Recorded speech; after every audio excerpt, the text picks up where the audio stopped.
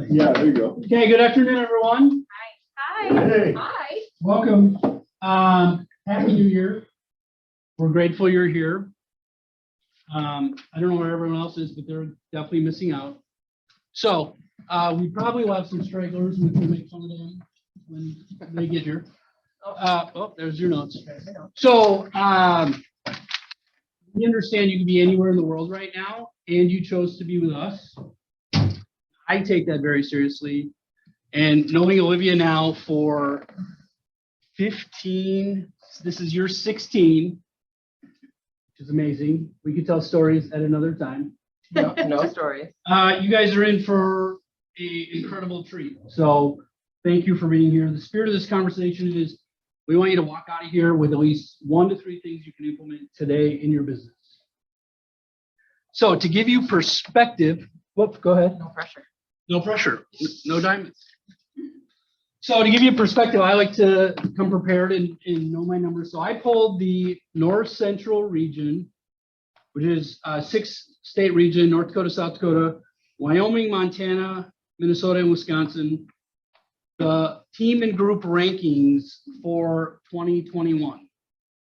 So Olivia runs the Her Camp home group, led by her, named after Jason. And they were, in 2021, 6 overall in gross commissions out of the entire 6 states. Anybody want to take one guess at gross commissions? Just throw out a number.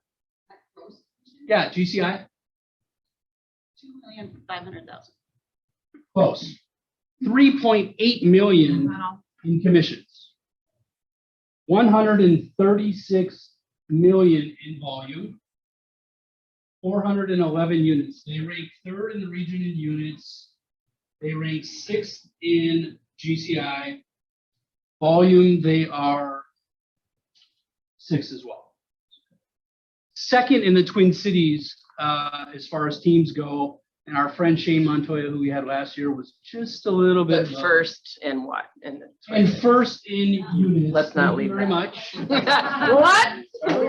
Let's not leave that out. competitive. I'm a little competitive. So this group did 411 units. Number 2 in the Twin Cities, Keller Williams, did 367. So crushing it at a pretty high level. Okay, so this isn't real estate, 101 today. This is, let's have a massively high level discussion about how to succeed personally and professionally in 2022. So there's my intro. Would you like to tell the group about yourself a little bit, please? Sure. Thank you, Perry. It's Thank an honor you. to be here, especially when I get to see Matt, Perry, and Jake in a day. It's like, wow. All good friends of mine and have been for years. But I'm Olivia Manson. I've been licensed for almost 20 years. I dropped out of college because I didn't know what I wanted to be when I grew up, and bartended and served and did that whole thing for a couple of years until my father, who is still in real estate, but at that time said, I think you should get into real estate. You could probably sell ice to an Eskimo. And he's right. So I jumped in, and that was in 2002. And I sold real estate for 6 years as an individual agent, and then was recruited to become the team leader at the Maple Grove office in January of 2008. And who in the room has been in the business since 2008? Okay, do you guys remember what's happening in 2008? What a great time to relaunch a failing real estate office, right? It went okay. It went well. And so I did that at Maple Grove for 5 years. Then I shifted back to where I started my real estate career at Keller Williams Preferred, which was in Lakeville at the time, now in Burnsville, and was the team leader there for almost 5 years. I was a MAPS coach for 2 years, and then I partnered with Jason and Brooke Her Camp, like Perry said, back in 2000. I guess that was 2004.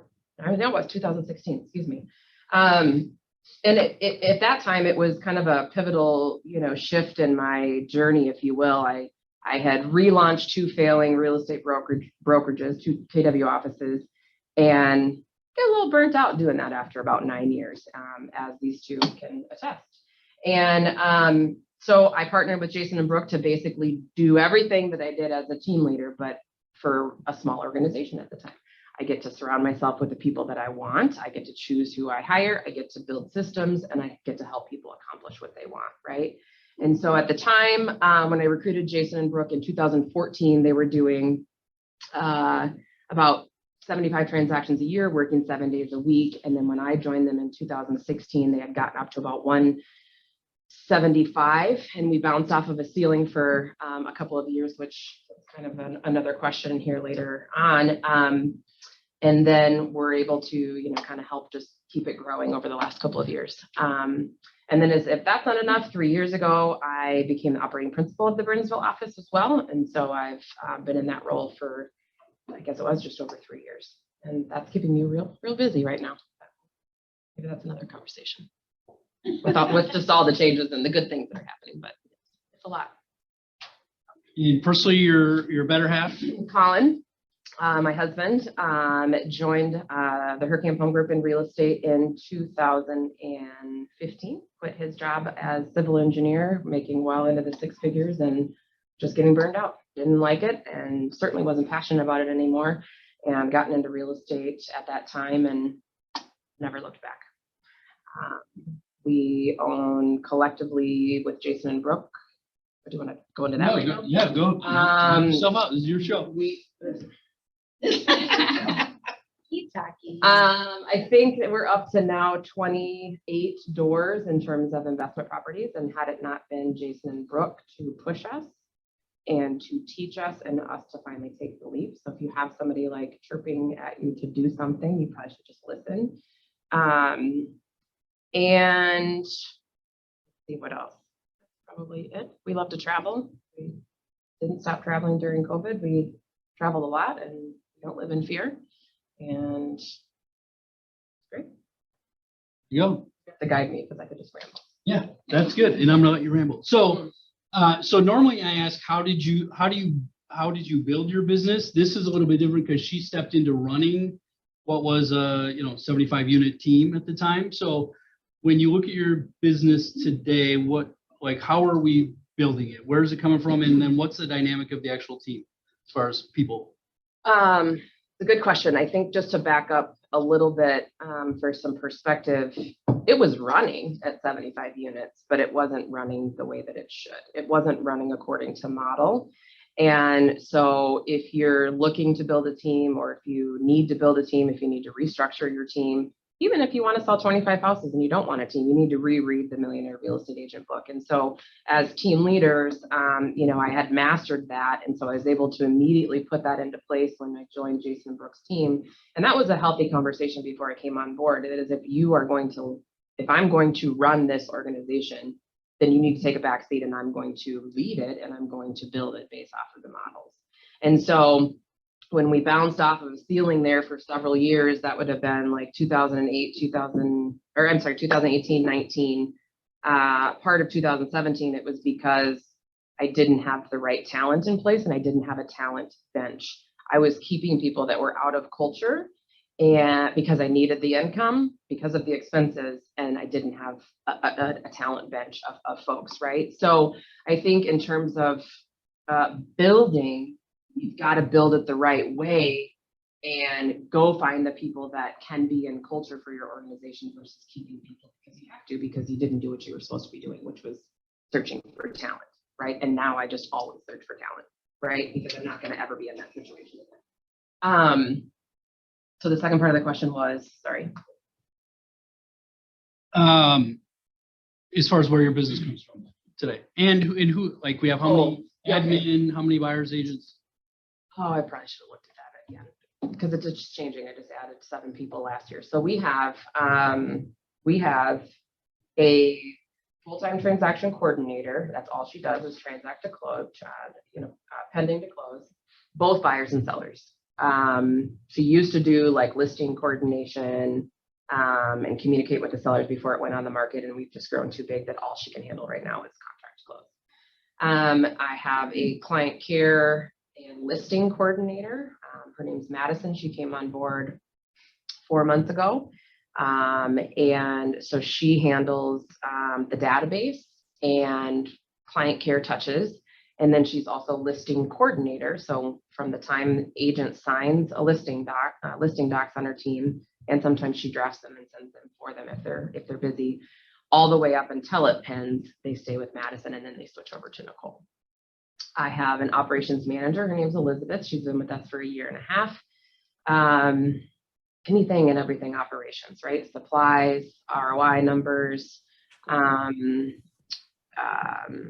meeting agendas. The bunch of the agents on the team want to have a competition this year, the horse race competition. So she designed the graphic for that. Just everything gets dumped on her plate. Ordering awards. We've got 4 people coming up on their 5 years. So she's, just kind of like the admin of the team, but functionally make sure all the operations are happening.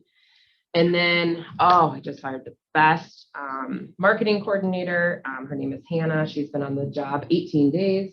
And I know that because we just had our cash talk this morning. And I'll back up to say, I had amazing people in those roles before, the director of operations and marketing. They're just now in other roles on the team, right? They're now both ISAs on our team. So we have 2 ISAs, Holly and Caitlin. And they each have been with us now 4 years. I have 3 admin that have been there 4 years, 1 1.5 years, 1 18 days, and 1 4 months. So we kind of joke that the operations department has been running on a donut versus 4 wheels. It's been running on 3 wheels and a donut for a long time because they have babies in between there, and we've just never really had 4, and now we have 4, and we're just super excited. From there, I have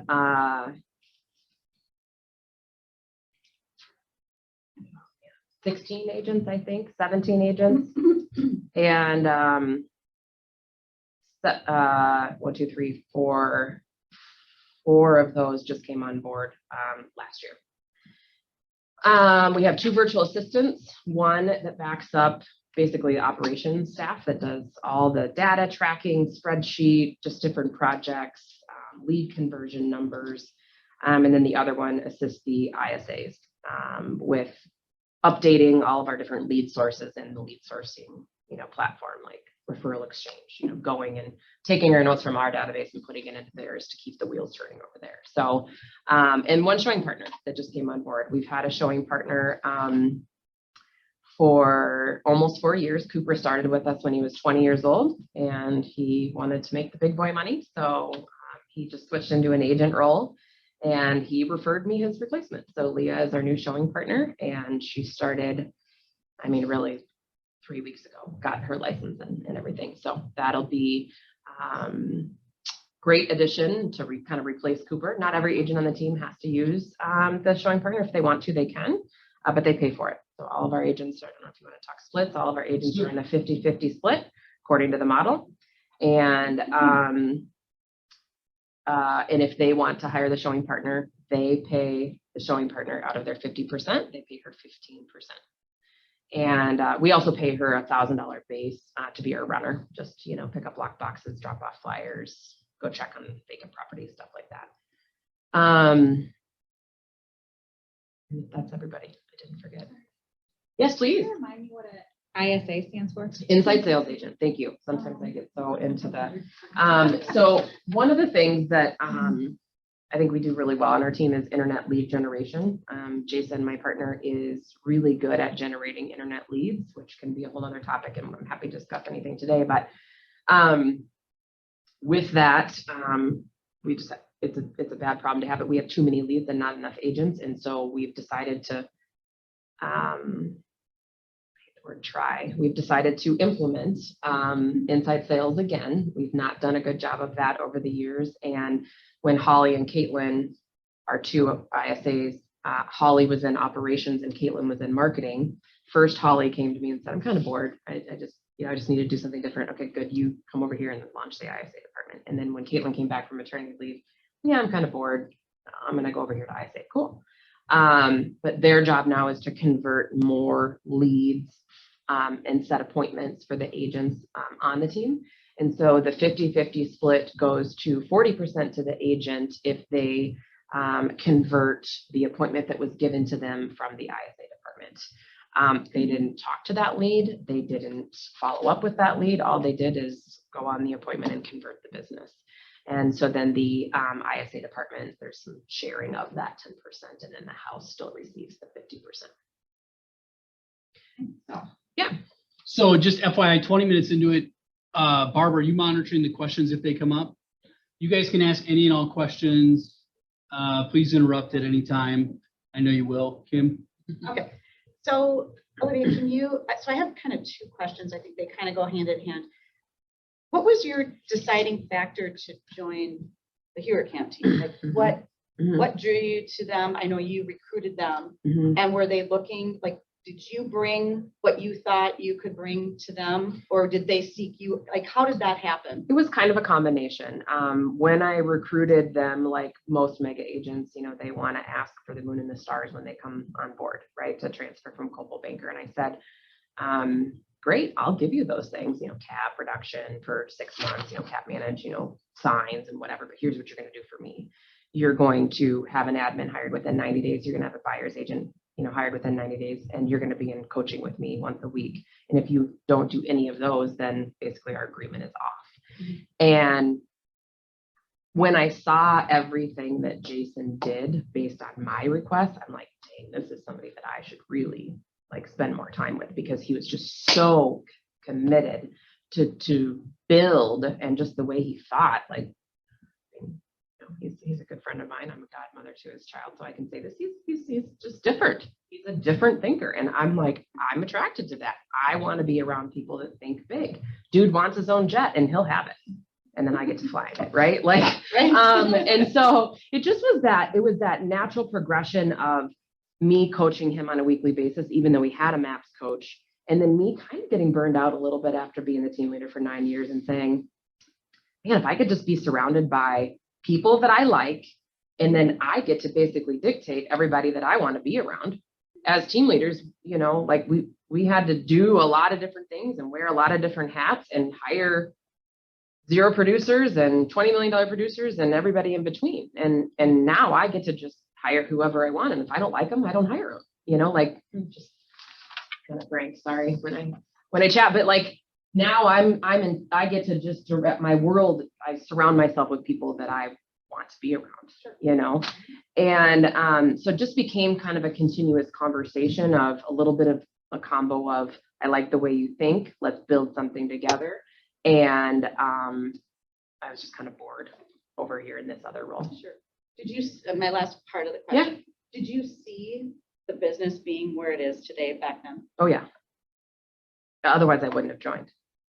I'm not in it for, it doesn't get me excited to build something from 75 units to 150 units, right? Now we're not going to be the team that goes to 3,000 units. That doesn't excite me. We're working on other businesses at this point. Did I see that I would be an owner in so many different businesses? No, I didn't see that. But that's the collective power of so many big thinkers, together, between my husband, Jason's wife, Brooke, and Jason and I. So for those who online, just Barb, will you make sure if they can't hear the question that's being asked in the audience that you just type it or let them know. So any other questions? As long as we're. Sure, I have one. Please.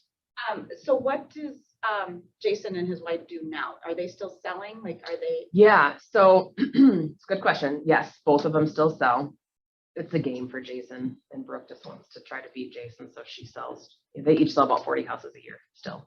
And Brooke, they have 2 kids, so Brooke, is kind of the primary leader of the household, if you will. And then she actually manages herself all of our investment properties. Okay. So believe it or not, that's not fair. When we buy one, she's responsible to, find the tenant and put it on Zillow and run their credit and all of that. And then once we find the tenant and they move in, Colin takes over. So I guess in a way, it's kind of a shared role between the 2 of them. And I'm happy to send our rental restrictions, but we've never had to evict anybody. We've never not had anybody pay their rent on time, even during COVID. We're pretty strict about who we, of course, following all the guidelines of, non-discrimination and all of that. We don't have a lot of turnover, And I think one of the conversations that, I know it's been happening in our office is like, well, with this market, you can't find any deals. We bought 5 in the last 45 days. And 4 of the 5 are townhouses that are cash flowing $700 each a month. So, did I think back then that I would have this many investment properties and then I would be a co-owner in so many different businesses with more to come? No way. And that was just my scarcity thinking at the time, right? So as far as the investment properties, they're all long-term, not like short-term rentals? Correct. Jason and Brooke have one in Idaho. He bought it because he's a lover of crazy snowmobiling in the winters, like avalanche type. They wear the backpack and avalanche backpacks and what. So he bought it just to go out there and use it whenever he wants in the winter. And then it's basically rented every single day. It's 20 minutes from Yellowstone. So they have one that they Virgo, but no, none others yet. We're looking at a couple opportunities in Florida right now, but for that. Sweet. And since we're on the topic, I don't know if it makes sense. We've talked about briefly wealth building and investment opportunities as people on your team. What does that look like?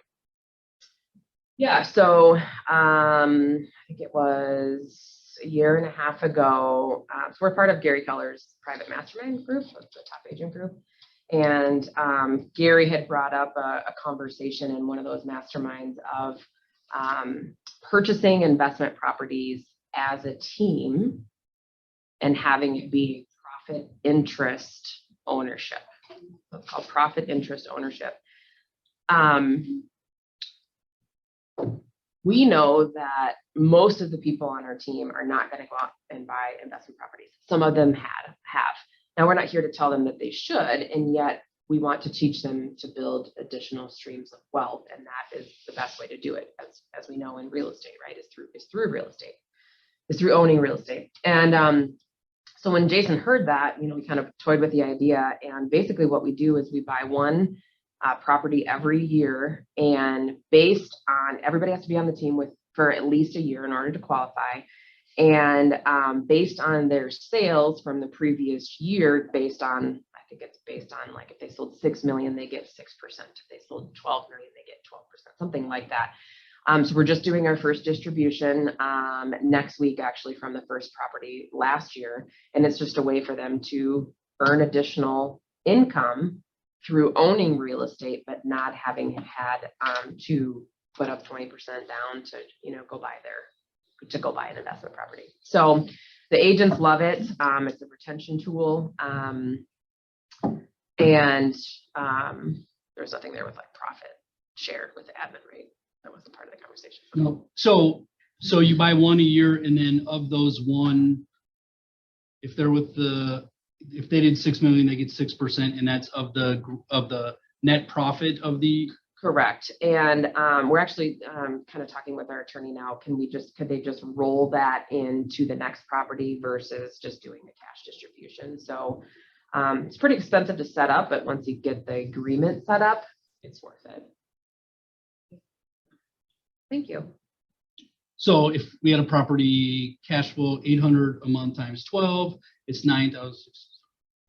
So they're making literally $576 just as part of their something like that. We each have our roles inside the organization, and this is certainly not my department. But it's something like that. Yeah, it's actually more than that. So I must have somehow the math off or wrong. But yeah, it's essentially them to, I was just teaching a class at my office yesterday to people not on our team, and one of the gals said, "How do I take this?" It was a wealth building club, but for the office. And one of the ladies said, "How do I take this information and like bring it home to my husband who just doesn't get this because he's not in real estate?" And so that's the same thing on our team. It's like some of our team members get it, but their spouses just aren't in it. So then they're in fear because they just don't understand. And so again, they're not going to go maybe buy their own. So if we can help them, own, that's just what we're trying to do, is trying to teach them, how to think differently and give them an opportunity without them having to skin in the game. Yeah. And it's a great retention tool, I'm sure. It is, and if they leave, they forfeit. But nobody's leaving, so they left years ago when I had a hot mess. But So when you buy the properties, do you pay cash for them? Like, It depends. It depends. We have done, like, we're flipping a house over in Hastings. Several years ago, we did, I think we did 15 flips in a year, and those were all cash. And yet, not really flipping anymore. Just the market's shifted a little bit for that. And if we, so the one in Hastings that we did pay cash and flip, it was a listing appointment of somebody on the team. And so we tell the agents on the team, like, if you think this could be a cash deal, we'll still pay you as the buyers, we'll still pay you a commission. But most of them are financed, through, we use a couple different, banks, but American Equity Bank is one of the banks that we use. Let's see, who is the other one? I can pull it up from my text message, but American Equity Bank is primarily who runs all of our financials.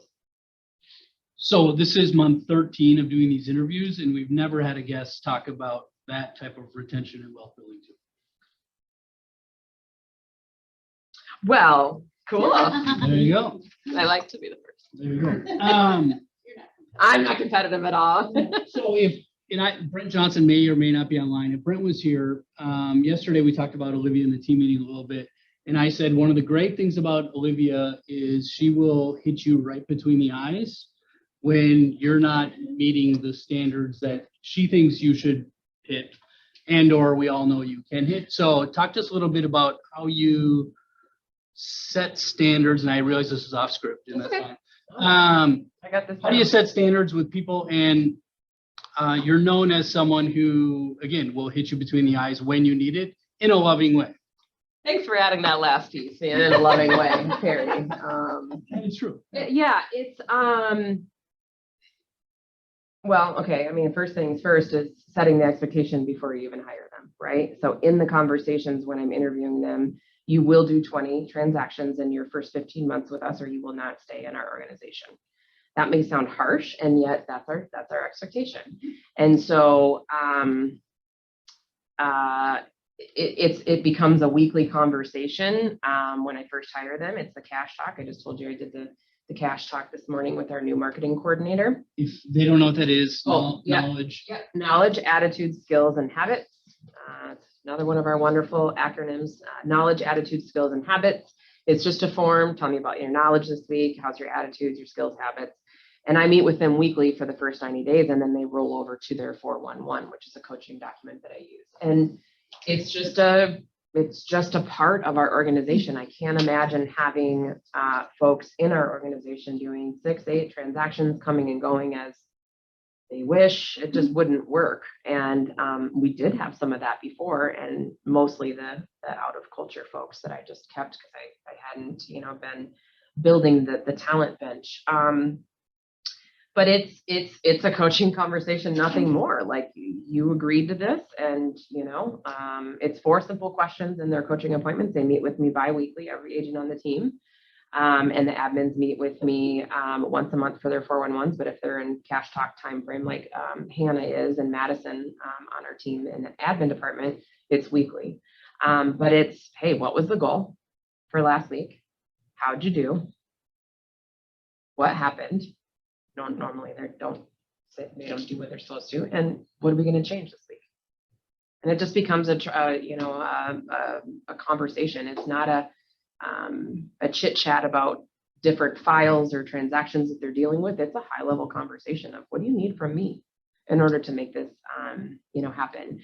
It's we also use a pipeline tool.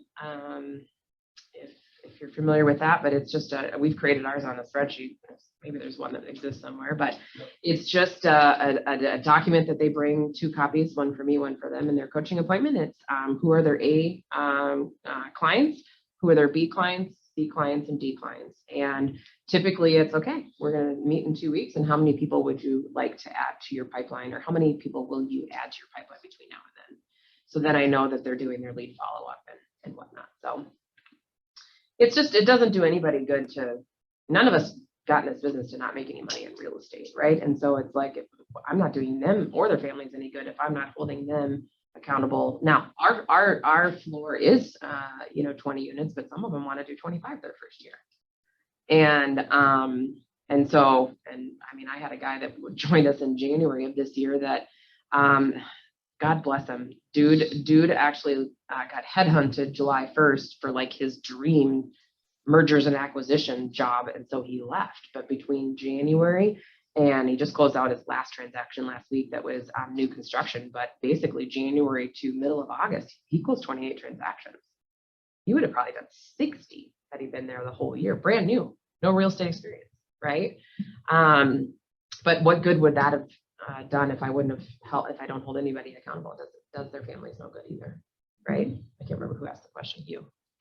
So I want over at you, and it was him. Go So ahead. I want to join the team. I'm new, and I want you to just give me all 20 deals. Mhm. You're not a match. Why? Because you have to at least bring, now, probably should be more, and our standard is 4 transactions from your sphere. You have to bring at least 100 people on a list of your sphere to us before you can start. At least 100. At least 100. Okay. Yeah. Have I hired people to the team that don't? Yes. I have a guy on the team who's been with us now 5 years. He started as ISA, got burned out. He's an agent now. He's from Colorado. I think he had like 43. Fine, you know. But the standard is 100. Even the admin. And even the admin are expected to bring at least 3 closed transactions a year to our organization. 1 year I had Caitlin, who's now in an ISA role. I think she brought 12 pieces of business. Had I not set the expectation of she needed to bring 3, I don't know if she would have brought 1.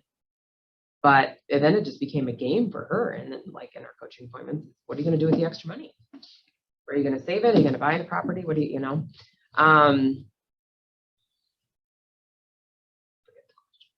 There wasn't one. I just wanted you to give me all the business and leads. So. Oh yeah, no, we're not a match.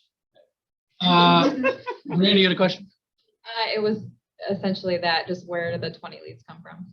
Yeah, I mentioned earlier, you know, we do a lot with internet lead generation. And so most of the business will come from us, but it is expected that they do at least the 4. One thing that we are looking to do better this year is our number one source of business last year is past clients and past client referrals, and second is Sphere. Well, there's no reason why Sphere shouldn't be first, right?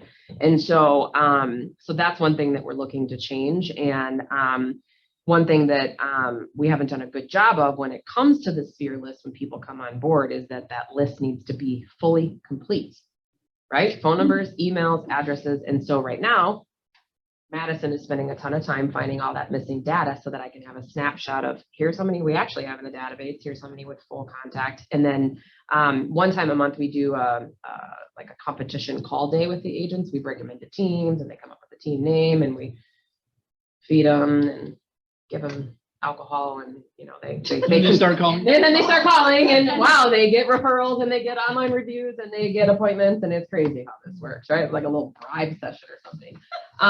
But we need so our competition next Thursday is it's all Sphere driven. So if they I don't know all the points, the girls are figuring it out, but like if they have an incomplete person on their list with incomplete data, they get 2 points for getting that missing data by calling the person. If they set a CMA appointment, they get this. If they get an online review, they get this many points, and then we tally them all up, and then it's bragging rights, and we have stupid trophies. And actually, I think that one they get. We're doing a date night to go event in February for our Sphere, and so I think they get a Papa Murphy's pizza and bragging rights. We always have to add in the bragging rights because they love to brag to one another that our team won and yours didn't, that kind of thing. So our team is pretty competitive within healthy. You know? So let's say Colin and I used to work together, so I'm in the database. How often am I hearing from y'all, and how so? Oh, it's like 65 or 70 times. I lose a little bit track of it. Call wise, it's at least 4 times a year. We probably need to change that a little bit. We usually call around an event, and yeah, I think we could call maybe twice, not around an event, and just check in and how are they doing and that kind of a thing. But we have a monthly e-newsletter that goes out. We have a monthly postcard that goes out. 25. I mean, and all the event touches. So let's just try to think of what else off the top of my head here. I should have that one. smart plans or anything like that? Smart plans, yep, neighborhood nurtures in Command. We have smart plans in our Chime that we use for our CRM platform, primarily until Command is ready for lead conversion and distribution and stuff with just the amount of leads we have. From there, I mean, they get, I don't know, for every event, they're getting 5 touches, and we have 5 events a year. So I think it's above 70 touches now. Wow. Let's dive into the market of the moment. And we have 22 minutes left. This is flown by and we're having fun. If you do not yet have one action item to implement immediately, figure out what the question you're going to ask is so you can then get that action item. Okay. How are you guys winning in today's market? A couple different things. We created, actually last year, and I'm happy to send it to Perry too, we created a how to win in multiple offers document with all of our tactics, and it's taped up above all of the agents' desks, and we talk about it at every team meeting. Who won in multiples? What do you think helped you win that offer? And who lost in multiples? And then, you know, kind of what were your terms and do you know why you lost? Half the time, if you just ask the listing agent, where do I need to be in terms of a number? And my buyer will do that. We get it. Now, they don't have to tell you, and most of them, some of them won't, but if you just ask, they usually tell you. We're starting to do more with golden letters and golden texts. I don't know what that is. Go ahead. I don't know why they call them golden letters and golden text. It's like if we have a buyer that wants to live in Edina, you know, 3 to 350, we'll pick a neighborhood that, you know, in the MLS or Remind that is about that price range, and we'll mail letters to them. And then we'll follow it up with a phone call. No, really, we have a buyer that wants to live in your neighborhood. You know, Perry and Andrea, want to be in your neighborhood, and they're ready and pre-approved and ready to go. And here's a picture of them. Would you sell? And now we actually have more agents starting to circle prospect again and being purposeful with those phone calls into those neighborhoods of where people want to live. So where do we get the numbers? we pull them from Cole's directory, Cole's directory, and then we upload them into Mojo. There might be a better way, but that's just what we do. There's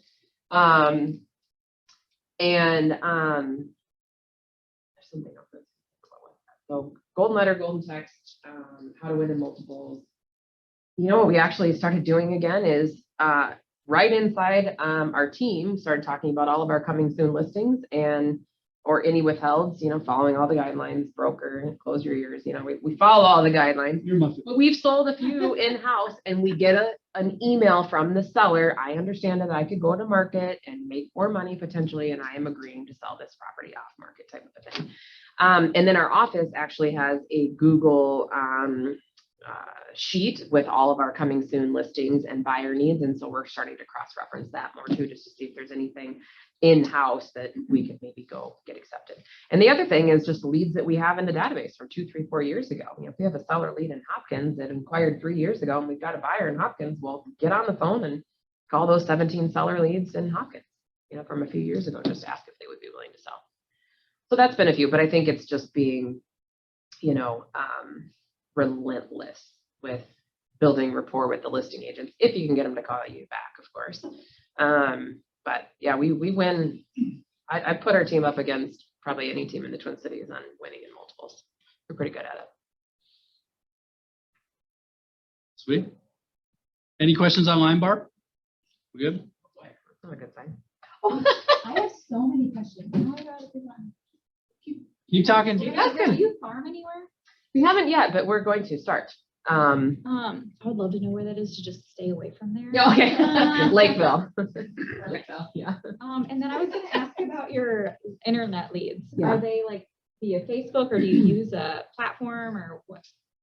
A little bit of everything. Not Facebook yet because long story, like we haven't had anybody in the marketing role full time until Hannah 18 days ago, until like August when Caitlin went out on an emergency C-section maternity leave. And even before that, like we just didn't have the 4 admin in place. And so we just didn't. But today in her cash talk, I said, you need to go meet with the director of technology and learn to command Facebook leads in order to start getting those. But internet leads, gosh, we have, we're part of the Dave Ramsey program. So we pay the $350 a month for that. And sometimes a 30% referral. And I know people have their own opinion of that. And yet, we just talked about this at the meeting the other day, a $250,000 Dave Ramsey lead that Brooke received 5 months ago. They ended up purchasing it $400,000. Yes, she paid the referral fee on that. But since then, they bought a $2.5 million property in Austin. They bought her mother a home here in the Twin Cities. She purchased a home for her sister. And now they're looking at $2.5 million houses on Summit. So we track all of our past clients' original source. Sounds weird, but we're kind of psycho with the data, right? And so many of our past clients are Dave Ramsey leads from 2, 3, 4, 5 years ago. So we paid them a 30% referral years ago, but now they're doing couple transactions with us every couple of years and we don't have to pay that referral. So I digress. Dave Ramsey Referral Exchange, which is also known as Top Agents Ranked. We have a pay-per-click manager, PPC, that we pay a couple $1,000s a month to, and he drives leads to our websites. We have like 6 different websites.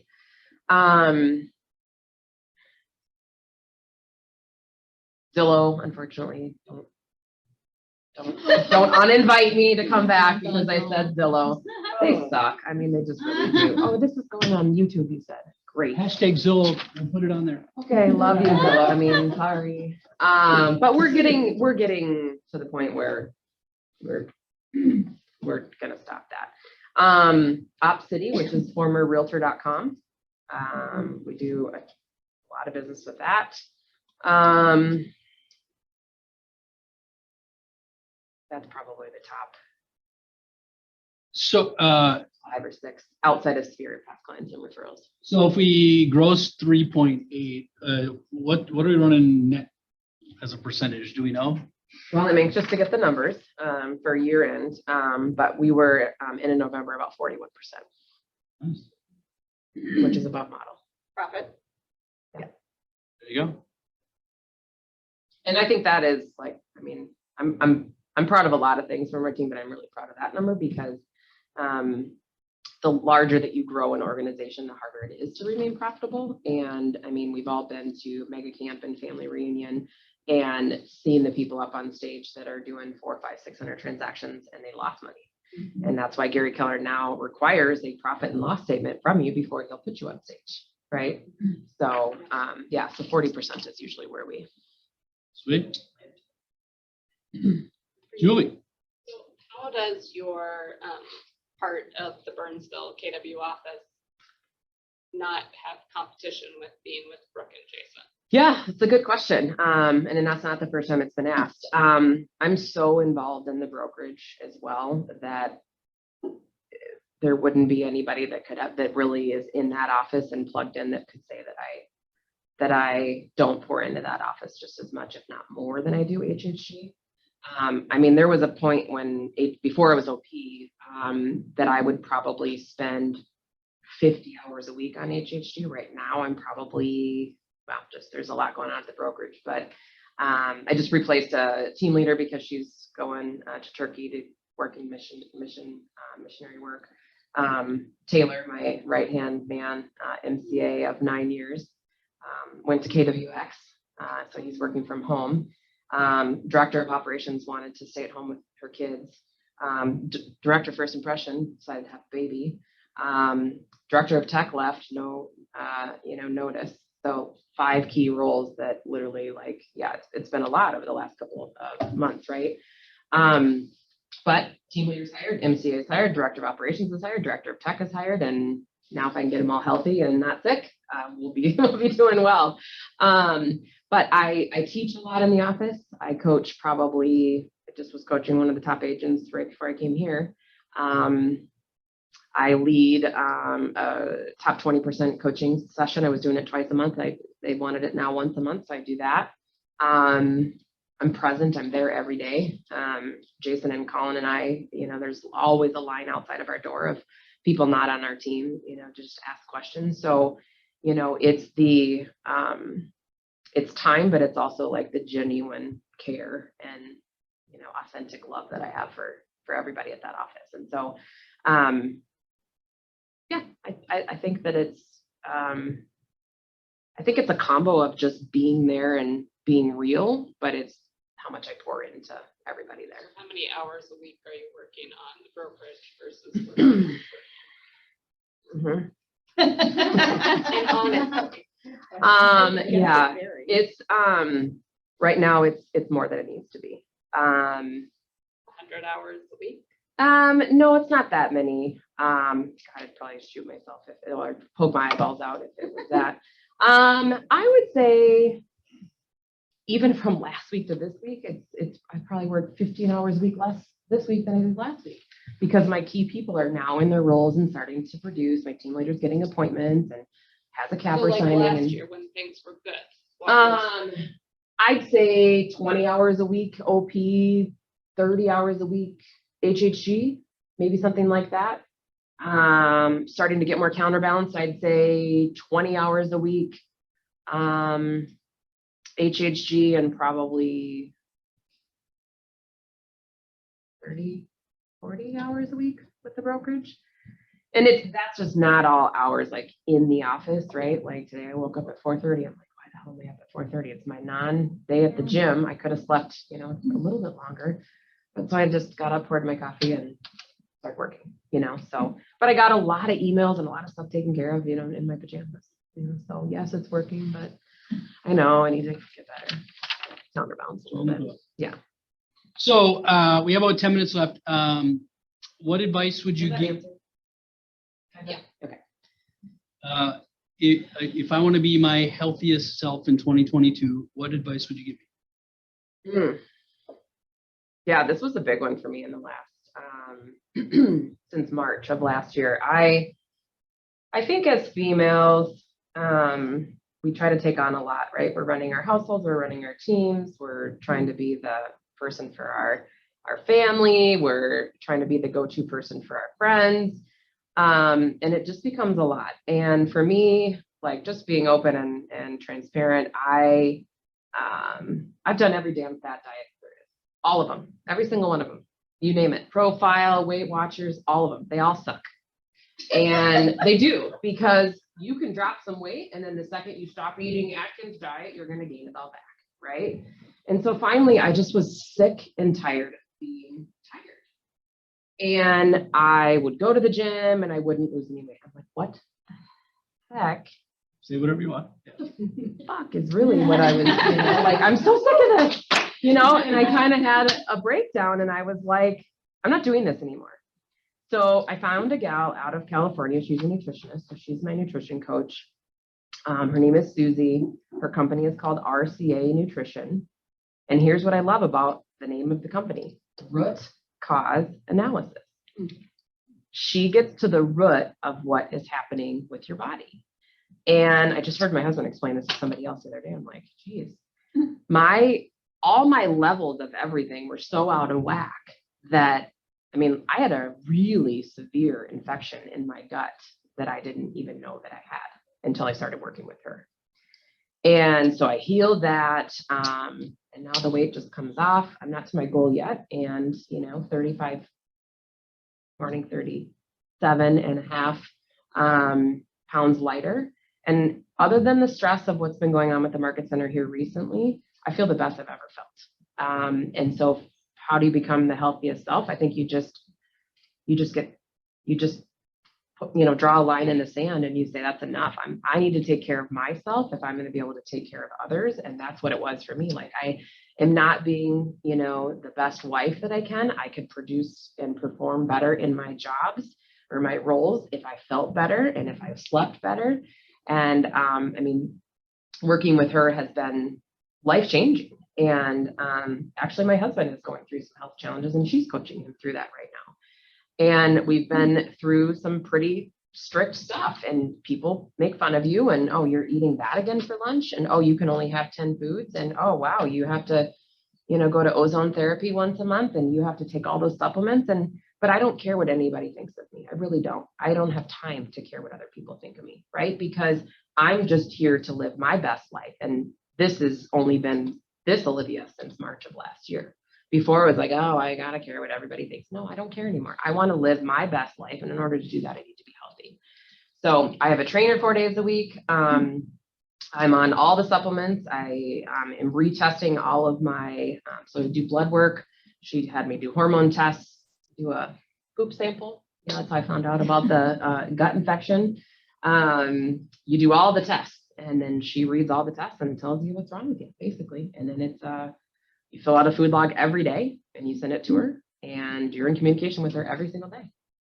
And it's a small investment of $425 a month for that coaching, right? You pay for the supplements and the tests and stuff like that. But I think it's just not ignoring the things that maybe we know are wrong. And I think God put us on this planet for a reason to live our best life, and in order to give and pour into others and ourselves and our families, just have to be our best. That's, I think, health is first. And I've always put it on the back burner, and I said, no, I'm not doing that anymore. Good for you. I heard a quote a couple weeks ago. If you think health and wellness is expensive, try illness.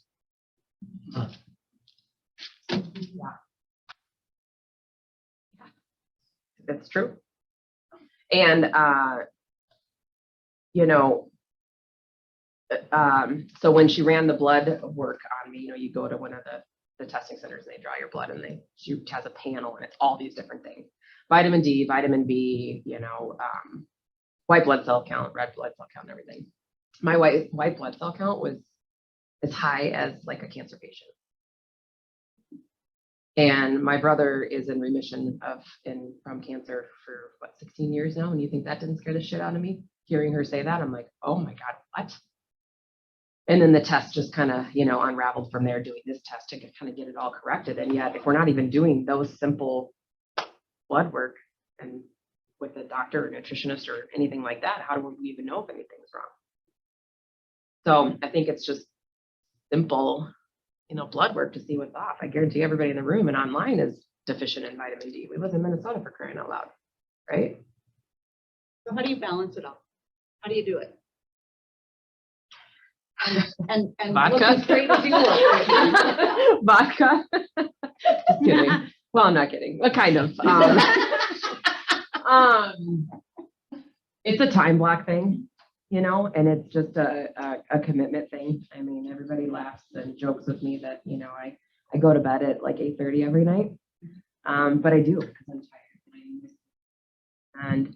And so I just, that's non-negotiable. I mean, I have a recruiting appointment with somebody today, and 30 minutes from my house for a cocktail. I'm like, why did I do that? That's at 4:30. That's so dumb, because then I won't be home until like 7 o'clock or 6:30, and that just jacks up my schedule, and I'm just mad at myself for doing that, and so I won't do that again. And so kind of just, it's putting me in the priorities for me first, and then work after that. One of the also biggest blessings from last year is we bought a lake home. Telling you about that, Kim, in Hayward. You better start being nice. Just kidding. Just kidding. And I could bring Jake too. I say that out loud because she gives me. Oh yeah. You haven't invited us to your lake home. There it is. It took me a second. Yeah, Perry. Yeah. You invite me first to Annandale in the summer, and then I'll consider it. But gosh, it's just crazy how my world, my like mental state totally calms down when I'm in front of water. And always the ocean. But now that I have a lake home, I'm like, we crossed that state line in Wisconsin, and I'm like, oh yes.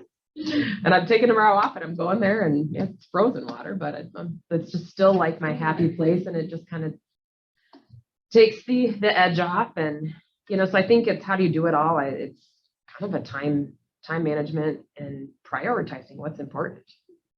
Yeah, because we only all have 24 hours. We all have the same amount of time in a day.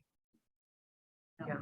I mean, I, quite frankly, am surprised I'm not in a mental institution at this point from the last like 4 months, right? I mean, literally just with everything going on. But here's what I told myself at the beginning of all this transition. I will not put anybody else in front of myself.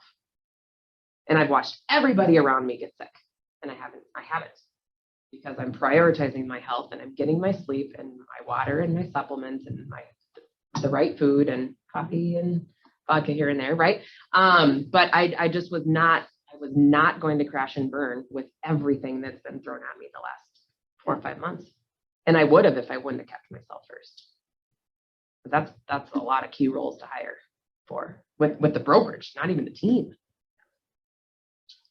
Agents are out of the Burnsville office. 196. They're crushing it. I study the rankings of the market centers every month because I'm a nerd that way, and you guys are way up there as far as rankings in the region, where 2 years ago, nowhere near. We're getting there. So in the last 2 minutes, what would you like to share to this group? Advice, any final thoughts, anything at all we haven't asked you that we should, that you'd like to share? Well, a couple things on here that you asked me to be prepared to talk about. Best class I've ever taken.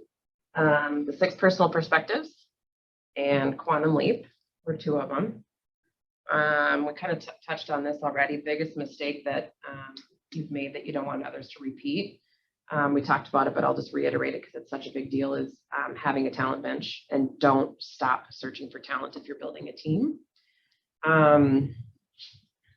Best book I've ever read, Rich Dad, Poor Dad. Obviously the MREA, but Rich Dad, Poor Dad. There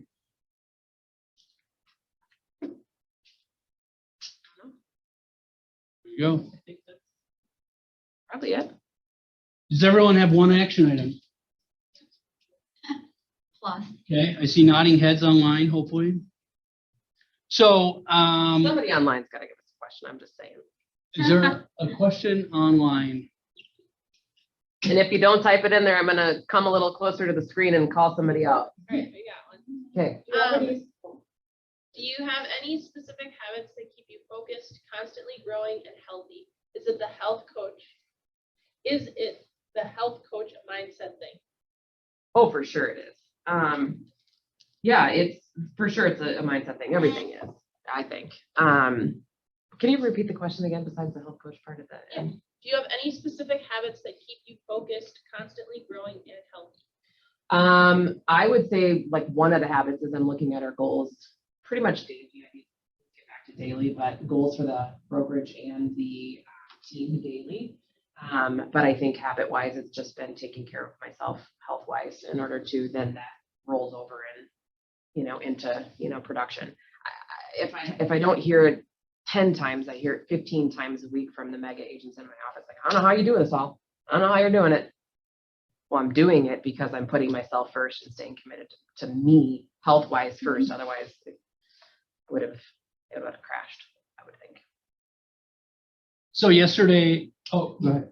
When did you come to that decision of like, I need to focus on myself and my health? Like, when was that? It was it's a defining moment. And I'll pull up the picture and I'll show you. One of the things that we do with our team is we have a incentive trip that if we hit our yearly volume or units, we take everybody on the team that had been there from the previous year at a certain time and their spouse or significant others on a trip. And last year was the first year that we hit it. And the goal was 360 in 2020, 360 units or 110 in volume, 110 million in volume or something. And we did 363, but like 140. I don't know, whatever. We beat it in volume. We beat it in both, but more so in volume. And you want to talk about being in a swimsuit with 20 of your team members and then having a professional photo shoot with a photographer and then seeing those pictures? It was that moment. I got those pictures back and I went, oh my gosh, that's really what I like. That's like, I used to have really chubby cheeks. And I'm like, that's me. Oh man.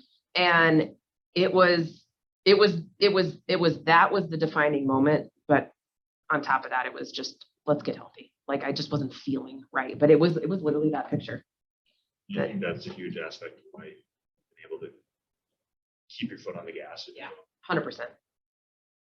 I mean, my husband and I'm super plugged in. I can tell you anything and everything about every mega agent in our office and their businesses and their families. And they're all like, I just, again, I don't even know how you're doing it. And I'm like, well, they've watched my health journey too. And now some of them are starting to implement because they see, right? But for sure it was the health. Otherwise, like, but my point with that is that they're all like, God, you just walk around here with a different set of confidence. You just are getting shit done. Like, so I think when you just feel better, you perform better. And I'm not to always say that you just always have to perform and chase the next, level or rank or whatever. But yeah, you will just be better in life, in work when you feel better. Period. So yesterday in our team meeting, I said Olivia is probably one of the most top 10 respected Keller Williams agents in our region. And I know based on today, you guys can see that. So if you would give a round of applause. So next month, we're in this session February 10th. So it's a week earlier with Mr. Graham Smith out of the Uptown office. That's a good one. I will see you there. Thank you, Olivia. Thank you. You are the best. Thanks, Perry. Thank you all for coming. We'll see you next time. Thanks, Perry.